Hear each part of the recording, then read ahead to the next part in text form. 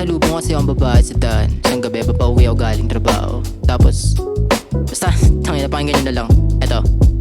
Alas 7 ng gabi, naglalakad sa iskinita na medyo madilim dito sa may bandang Manila. Maangas ang tindig na parang si Robin Padilla. Nang biglang sa likod ko merong tumutok na lanseta. Agad na napaharap, mala ninja ang bitaw. Bala kong tadyakan ng mukha niya nang mapasigaw siya at biglang sabi niya, tangina pasensya na, kala ko kasi ikaw yung tropa kong bida-bida. Sobrang kupal kasi nun, grabe nakakapikon. Plano kong gribuhan, tangina muntikan na ako dun.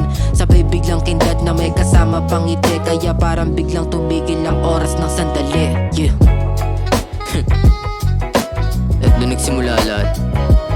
Tangina mula na hindi ko na talaga siya malimutan. Legit, lagi siyang tumatakbo sa isip ko.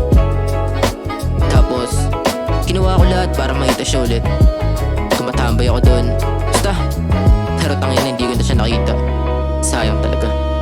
Ilang araw ang dumaan hanggang sa naging buwan. Madalas pa rin akong tumambay at mapadaan sa madilim na iskinita ng Santa Cruz, Manila. Nagbabaka sakali na muli kitang makita. Nang masabi ko sa'yo na agad na kumabog ang dibdib ko sa una pa lang nating pagtatagpo. Kaso mukhang malabo yata na muli kitang makita, kaya dadaan ko na lang lahat sa simpleng kanta. Yeah. Kaya ikaw,